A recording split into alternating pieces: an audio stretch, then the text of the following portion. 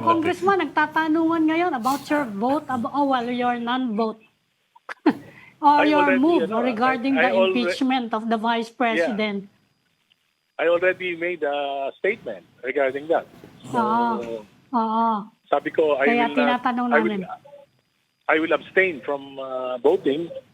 I was not allowed to ask questions to the witnesses. So, tapos nung nakita ko na weaponize yung mga agencies of government, I think may semblance na ng impunity. And this if we will allow this, then not only BP Sara, but yung mga opposition, they suffer the same fate. I do not believe that this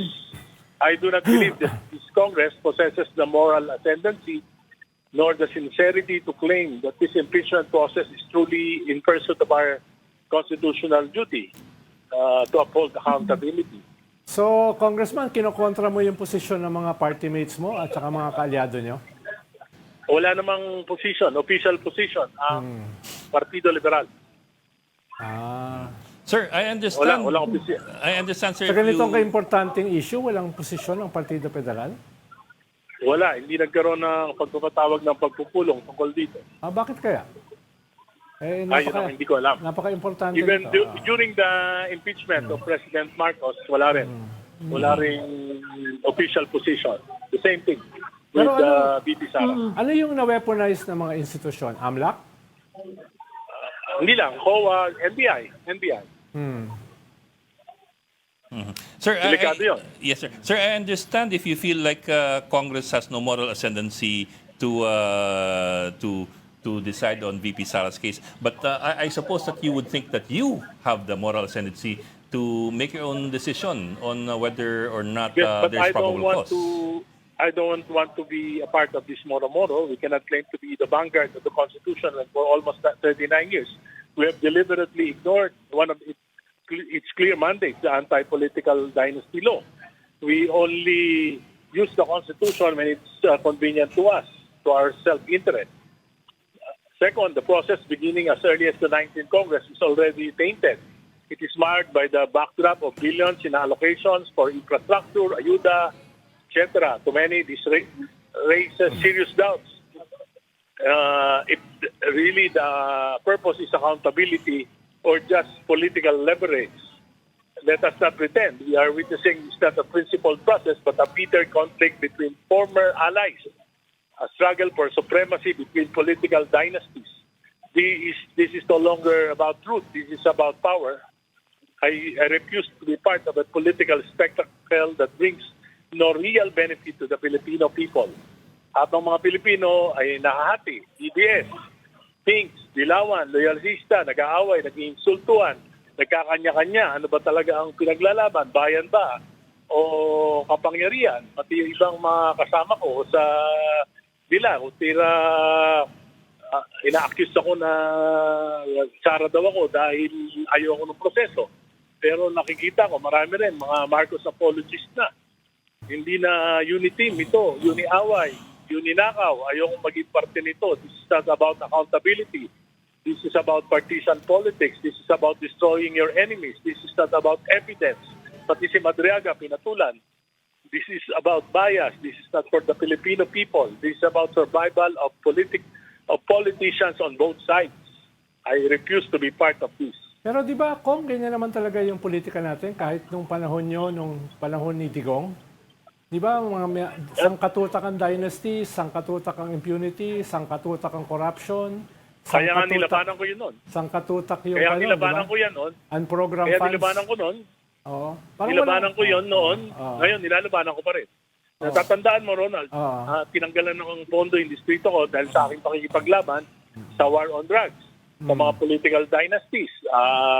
Nung panahon ni Pangulong Duterte, hindi naman ibig sabihin dahil kalaban ko si Duterte, pababayaan ko na yung pagtanakaw ng Administrasyong Marcos.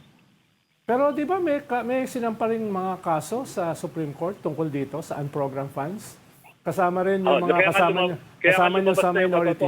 Oo, kasama nyo rin yung katotohanan. Oo. Hindi, ibig ko lang sabihin, yung mga kasama nyo sa minority, nag-file din, di ba?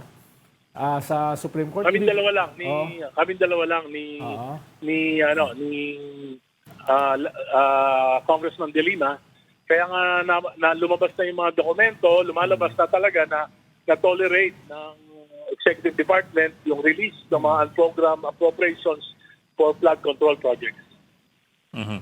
But sir, Pero in regardless choosing... of loyalties, Congressman, regardless of political alliances, wala kayong nakikita ditong aspect na pinopursue talaga yung accountability, in fact, nung Vice Presidente? Mahirap kasi motivation iba eh. So mahirap. Sana kung pinagtanong man lang kami, at least kahit paano, nagkaroon kami ng pagkakataon na ma-examine yung mga witnesses. Ako sa tingin ko kasi, Ami, ang tingin ko, ano man ang maging resulta nitong impeachment, matanggal man si Sara o hindi, ang panalo dito, hindi naman mga tao eh. Yung mga politiko lang. Pero kung halimbawa itong lumabas sa AMLAC, hindi niyo ba nakikita na compelling evidence yan? Na mismo yung akusado, hindi na dinenay na dumaan yung ganyong kalaking pera na wala sa kanyang SALN.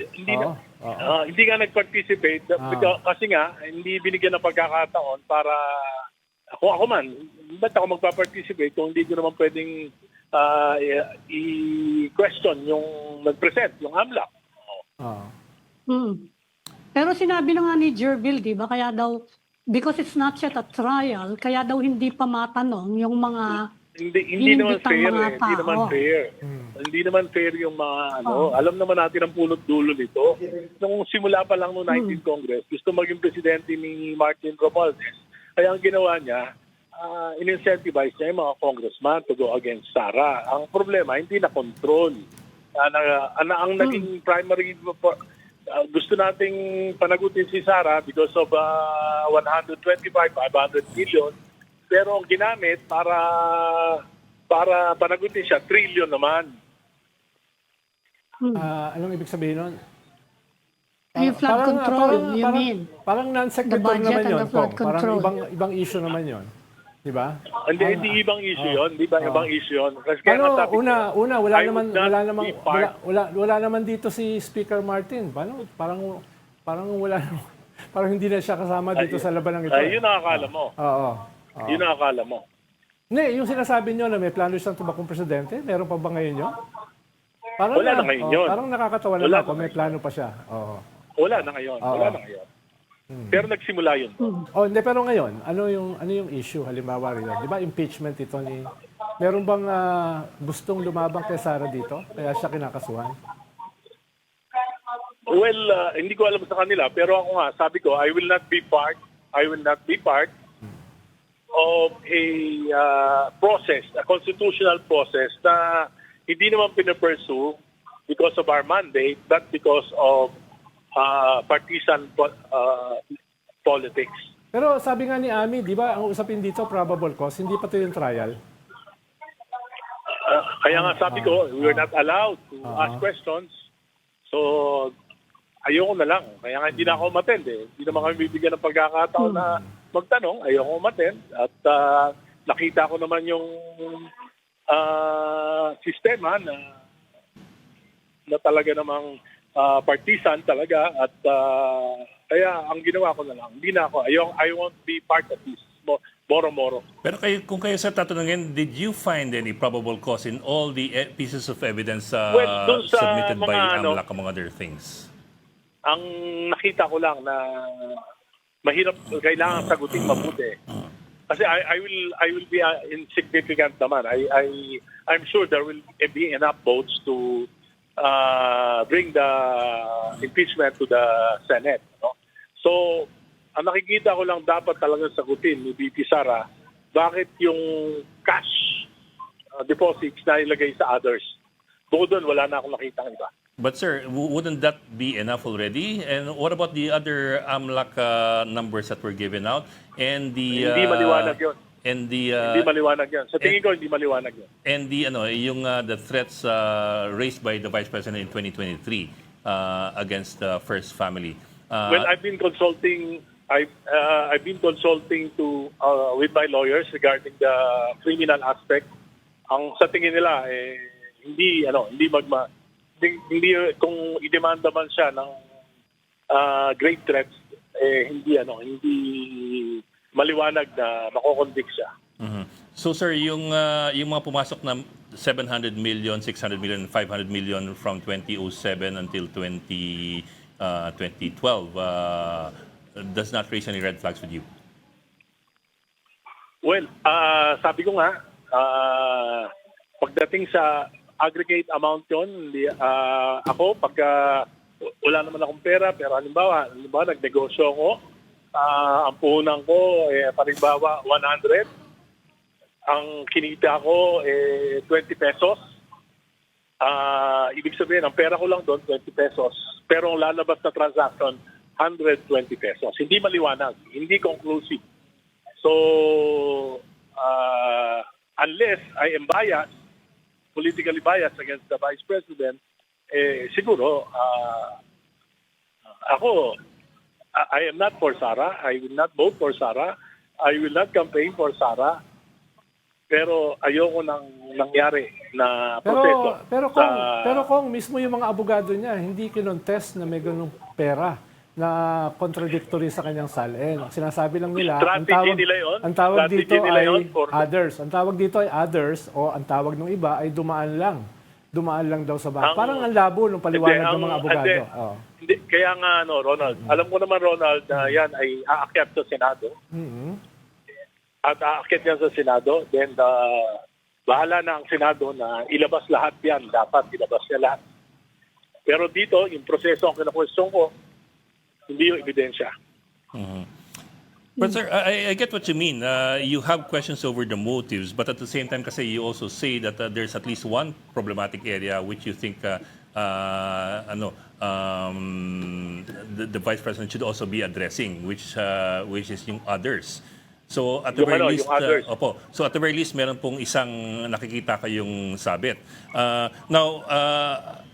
But also at the same time, But I don't want to be part of the the process. Yes, sir. I understand. In So the that's end, why you're I looking at the abstain. big picture. You don't want to be part of the process. But at the same time, in choosing to avoid taking a vote in what you believe is a fight between two families, aren't you also in effect already taking a side instead of No, your own side? Instead of I'm your not own taking a side. side. Instead of I'm your not own taking a side, side where because- you can make a decision based on what you think has merits. No, ang position ko dito, whether VP Sara o ma-impeach o hindi, talo pareho ang tao. Walang panalo ang tao. Ma-impeach, sir, o hindi? Bakit po? Bakit po? Kasi sinasabi ng iba, it's about accountability. At pera ng taong Sa akin nga, bayan yung hindi. involved na. Sa akin nga, it's not about accountability. The motive is not accountability. I won't be a Pero part kung of that. Kasi nga, kung mapapatunayan ng Senado, it's still a political process. Di ba? Talaga naman impeachment is a political process. Evidences, kaya nga, evidences It will is a be, political process. It's a numbers game. yes, it's a political Tama naman process, yun. and I don't want to be a part of a moro-moro political process.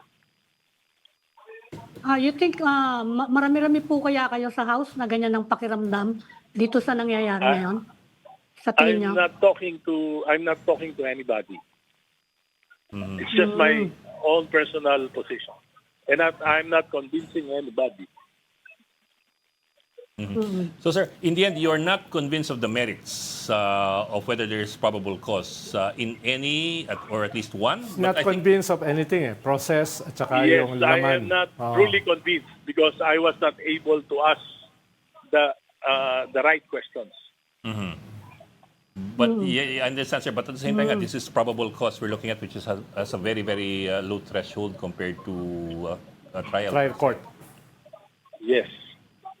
On another note, Kong, nabanggit nyo, lumabas sa news kasi na tinutulak nyo daw si Mar Rojas as a possible Yes, presidential candidate sa 2028. No? Nung nakausap ko siya, Yes, parang hindi siya interesado.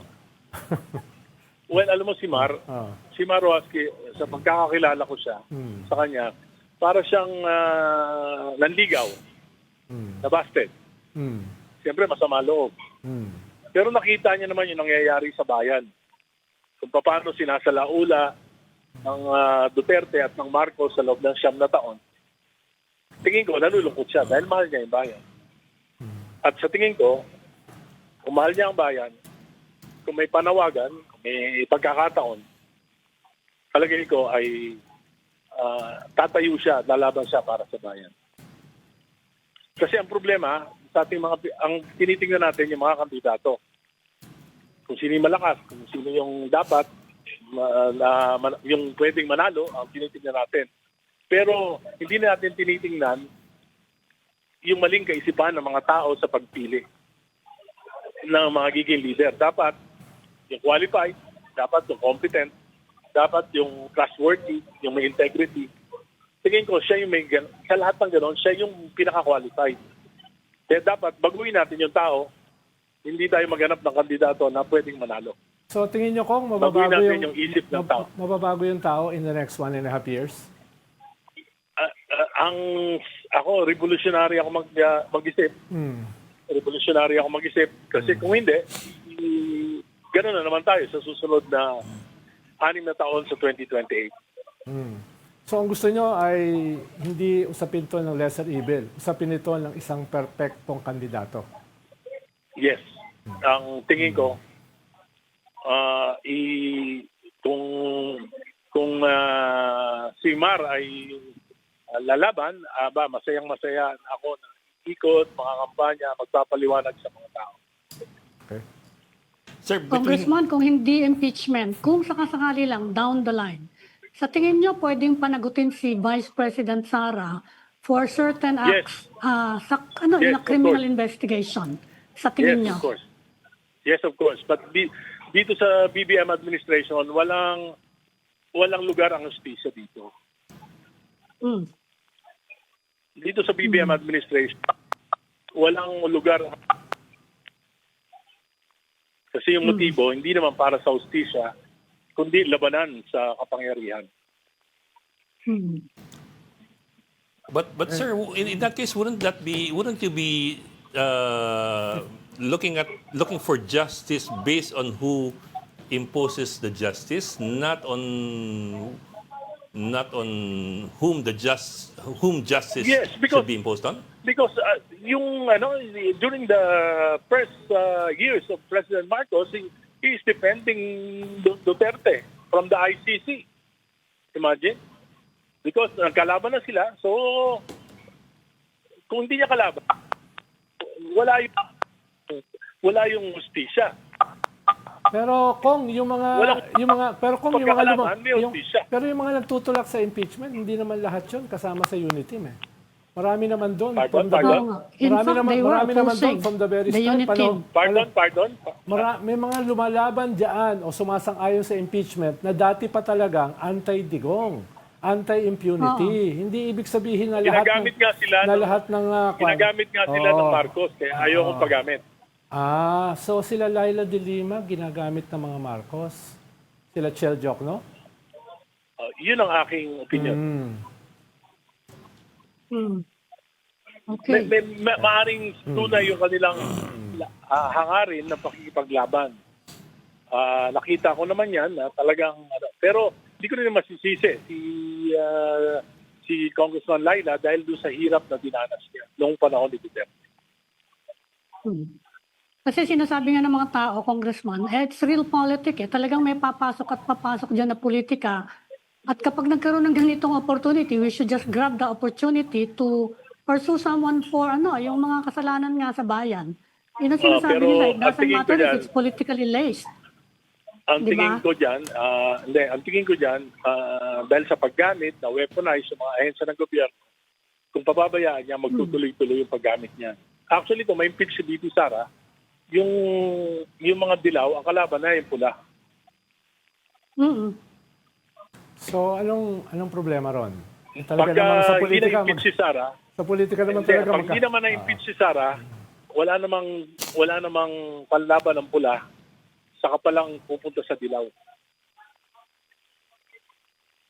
Talagang ganyan ang dito sa Pilipinas, di ba? talaga mayat-maya tayo Kaya nga. nagre-realignment. I don't want to be a part of it. So, basta ako, Oo. meron akong personal money, power, or I won't be swayed by money. Basta I will not to anybody. O ay naninindigan sa prinsipyo at wisdom. Resulta naman ng aking discernment at resulta naman ng aking panalangin sa Panginoon.